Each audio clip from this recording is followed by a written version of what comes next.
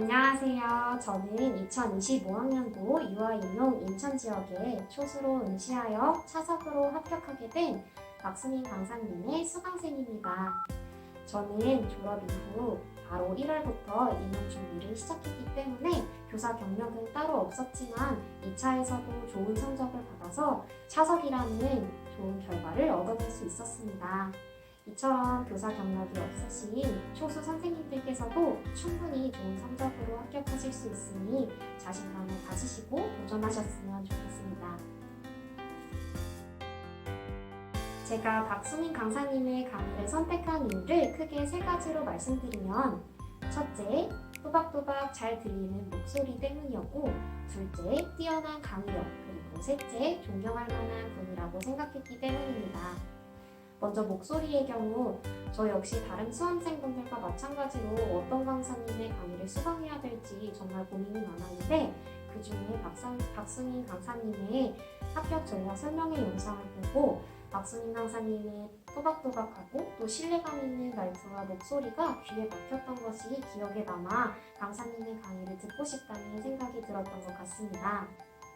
또 둘째로 뛰어난 강의력 때문인데요. 박수민 강사님의 강의에 관심을 가지게 되면서 강사님의 맛보기 영상을 시청하게 되었습니다.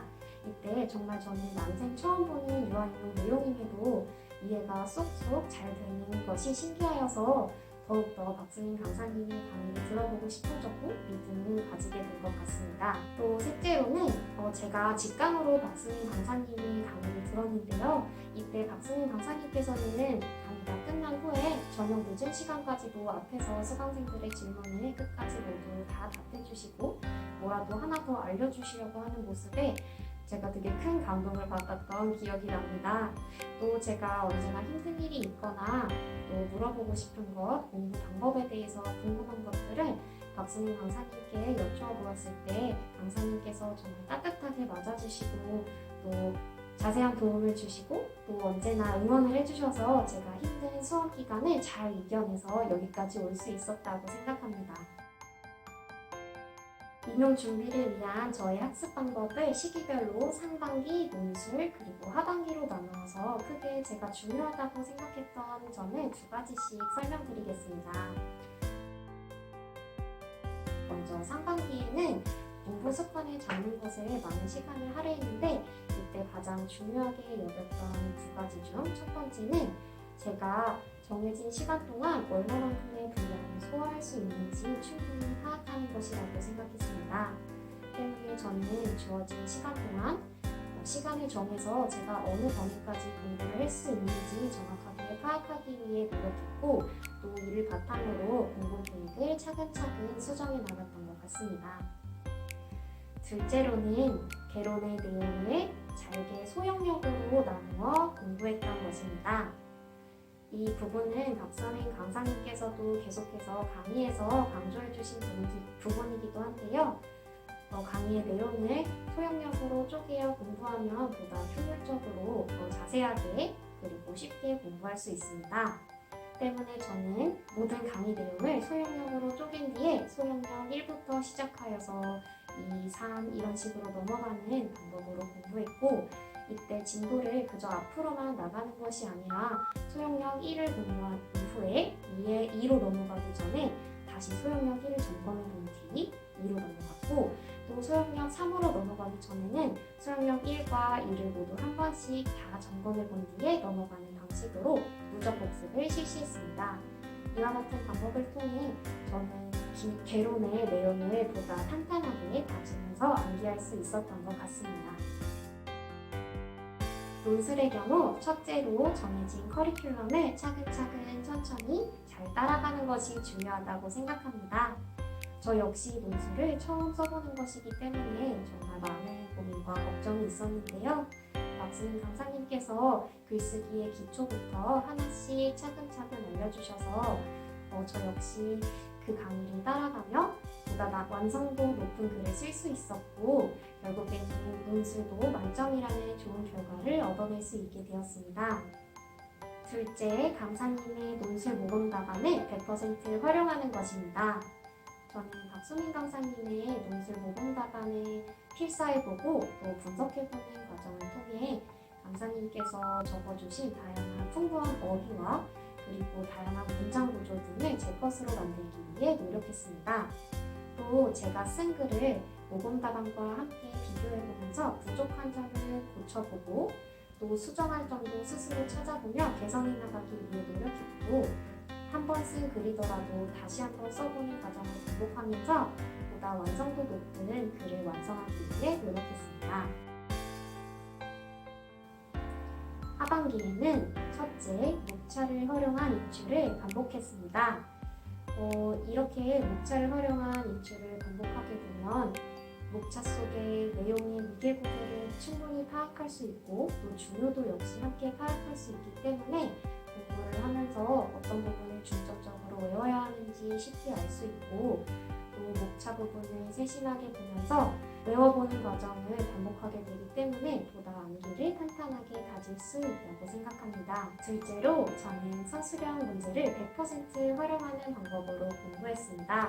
박수민 강사님의 모의고사와 문제풀이들은 굉장히 길고 풍부한 서술형 답안을 요구하는 문제들이 많은데요. 이때 제가 작성한 답안이 맞더라도 실제로는 맞지 않다고 채점될 수도 있기 때문에 저는 언제나 경각심을 가지고 교수님께서 작성해주신 모범 답안과 최대한 유사하게 서술할 수 있도록 노력했습니다. 또 이러한 과정을 거쳐가면서 모범 답안을 제 것으로 만들기 위해 계속해서 노력했고 모범 답안을 완벽하게 외워나갈 수 있도록 계속해서 암기와 연출을 반복했던 것 같습니다. 저는 백지 쓰기를 할 때 처음부터 끝까지 깔끔하게 작성하기보다는 연습장에 마구마구 답서하듯이 쓰면서 공부하는 방식을 선택했습니다. 이러한 방식이 깔끔하지 않아서 조금 보기엔 어려울 수 있지만 저에게는 복습을 위한 최고의 방법이었다고 생각합니다.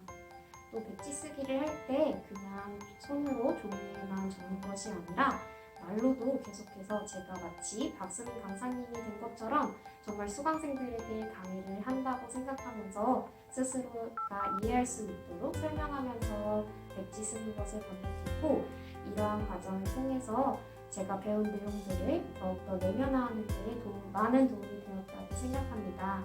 또 백지 쓰기를 하다가 손으로 쓰는 것이 너무 지치고 힘들 때는 벽을 보면서 붓으로 연출하기도 했는데 이 방법 역시 굉장히 많은 도움이 되었습니다. 저의 2차 준비 방법을 크게 3가지로 나누어 말씀드리겠습니다.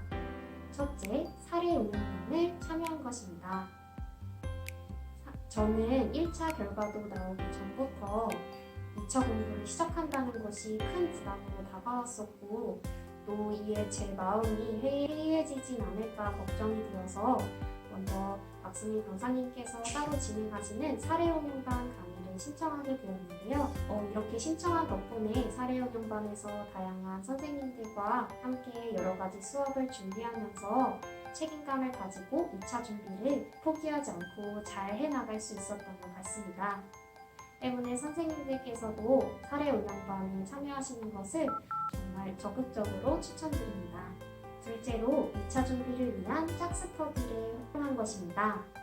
저는 1차 발표가 난 뒤에 어떻게 2차를 준비해야 될지 정말 걱정이 많았는데 다행히 같은 강의를 수강하고 계시는 다른 선생님과 함께 짝스터디를 구성하여서 2차 준비를 해나갈 수 있었습니다.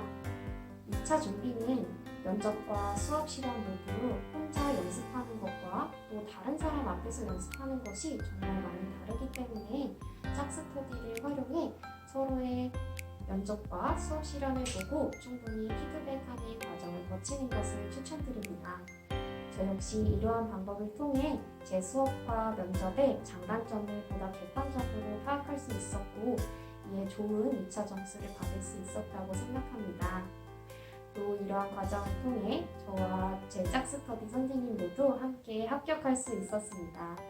셋째로는 수업 실험과 면접의 주제를 임의로 선별하지 않고 고르게 모두 다루었다는 것입니다. 2차 준비를 하면서 자신이 취약한 문제나 또 유형에 대하여 설마 나오겠어? 라는 안일한 마음을 가지고 연습을 게을리하기 쉬운데 실제 문제에서 어떠한 유형이 나올지는 정말 아무도 모르는 것이기 때문에 모든 유형과 또 모든 면접의 주제를 폭넓게 다루는 것이 정말 중요하다고 생각합니다. 따라서 제일 자신 없는 정말 취약한 유형이라 하더라도 끝까지 끈기를 갖고 열심히 연습하셨으면 좋겠습니다. 또 면접의 경우 제가 응시했던 평가원 지역에서는 교사의 인성적 자질을 묻는 문제들이 많은데 이에 인성적 자질에 대해서만 공부하는 것이 아니라 자체 출제 지역의 문제도 폭넓게 공부하시고 또 스터디원과 함께 다양한 주제에 대해 이야기를 나눠보면서 유아교육에 대한 폭넓은 지식을 넓게 다뤄보는 것을 추천드립니다. 이를 통해 보다 다양한 유형의 면접 문제에 대비할 수 있게 될 것이라 생각합니다. 제가 초수임에도 좋은 성적으로 시험에 합격할 수 있었던 이유는 제가 쉴 때는 쉬고 공부할 때는 공부에 집중하는 자기 절제와 포기하지 않는 끈기 그리고 긍정적인 마음가짐 덕분이었다고 생각합니다. 매번 공부할 때 암기와 인출을 계속해서 반복하다 보면 내가 밑 빠진 독에 물을 붓고 있는 것은 아닌지 그리고 내 노력이 헛된 것은 아닌지에 대해 고민하고 또 걱정하는 마음이 들 때도 있을 것입니다. 하지만 분명 내가 한 노력들은 결코 나를 배신하지 않는다는 것을 꼭 기억하셨으면 좋겠습니다. 또 공부하다가 너무 힘들 때는 내가 왜 국민 유치원 교사가 되고 싶었는지를 다시 한번 떠올려 보면서 마음을 다잡아 보시길 바랍니다. 또 저는 긍정적인 마음가짐으로 슬럼프를 이겨내기 위해 많이 노력했는데요. 내가 아니면 누가 돼? 난 할 수 있어. 난 정말 잘하고 있어. 와 같은 말들로 자신을 다독여 주시면서 힘내셨으면 좋겠습니다. 이 영상을 보고 계시는 모든 선생님들의 최종 합격을 응원하겠습니다.